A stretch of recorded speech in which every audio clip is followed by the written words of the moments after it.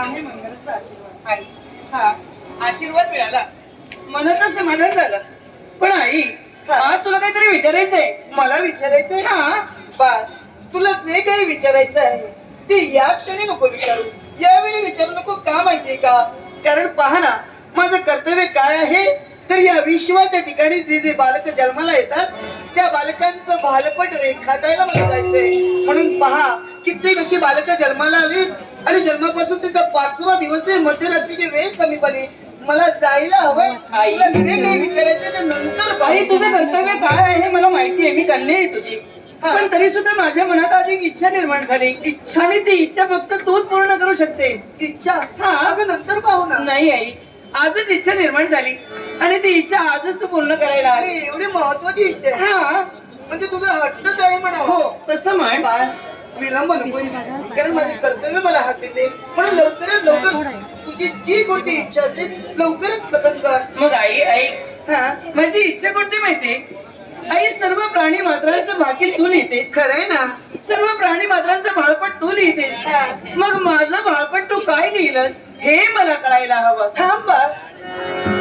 अगं बोलता बोलता काय विचारलंस? कोणती इच्छा प्रकट केलीस? आई, माझं बालपट काय आहे हे मला कथन कर. नाही बा, तुझी इच्छा परिपूर्ण होणार नाही, तुझ्या प्रश्नाचं उत्तर मिळणार नाही. आई मिळायला हवं. नाही बा. उत्तर मला मिळायला माझी इच्छा पूर्ण व्हायला हवी. याला हे कारण आहे. हा काय माहितीये का? कारण देवतांनी दिलेली जबाबदारी आहे आणि त्या जबाबदारी ची उल्लंघन होता कामा नये. काही ना काहीतरी नियम मला घालून दिलेले आहेत, त्या नियमांचं उल्लंघन माझ्या करवी होणार नाही. म्हणून बाळ, हट्ट करू नकोस, इच्छा परिपूर्ण होणार. आई माझी इच्छा पूर्ण व्हायला हवी. बाळ, कारण तू सगळी देवी जरी असली तरी सुद्धा तू माझी आई आहे हा आणि मी तुझी कन्या आहे. बाळ, आणि म्हणून या आईनं या कन्याची इच्छा पूर्ण करायला हवी. तू माझी कन्या आहेस म्हणून मी तुझी इच्छा परिपूर्ण करावी नाही. भावनेच्या आहारी जाऊन मी तुझी इच्छा परिपूर्ण करणार नाही. का माहितीये का? समजा मी तुझा बालपट तुला कथन केला तर या विश्वाच्या ठिकाणी सारे भक्त माझ्या जवळ येतील आणि काय सांगतील? आई, तू तुझ्या कन्येचा बालपट कथन केलास, जो विधिलेख आहे तो तिला सांगितलास, म्हणून आमचा ही विधिलेख काय आहे हे आम्हाला कथन करावं. म्हणून बाळ, तुझी इच्छा नाही परिपूर्ण होणार. आई तुझ्याजवळ कोण येतील, तुला काय विचारतील यापेक्षा मी तुला काय विचारलं हे फार महत्वाचं आहे. आणि आई म्हणून माझ्या इच्छेची तू पूर्तता करायला हवी असं मला वाटतं. एका देवतेची तू कन्या आहेस. हा आणि जर आपण जर चुकीचे वागलो असेल तर हे विश्व कोणत्या प्रकारचा आदर्श घेणार आहे? पण आई आजपर्यंत या पद्धतीने मी कधीच वागले नाही. आजपर्यंत अशी प्रबळ इच्छा माझ्या मनात कधीच निर्माण झाली. आजच का झाली मला माहित नाही, पण ही इच्छा तू पूर्ण करायला हवी. पण समजा तुझा विधिलेख काय आहे मी तुला कथन केला असेल तर काय होऊ शकतं, काय घडू शकतं? अगं तुझ्या जीवनात तुझा विधिलेख समजा तुझ्या जीवनात जर सुख असेल तर तुला आनंद होईल, परमानंद होईल.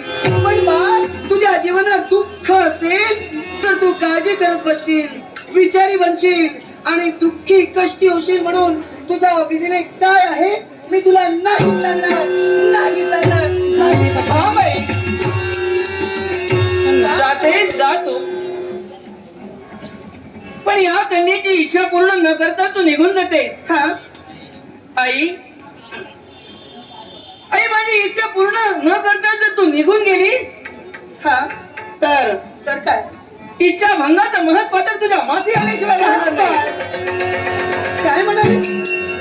अगं मी तुझी आई आहे, मर्यादेचं उल्लंघन करतेस तू. एका आईला तू इच्छा भंगाचा महादोष लागेल असे तुझ्या मुखातील शब्द मला शोभत नाही तुझ्या मुखात.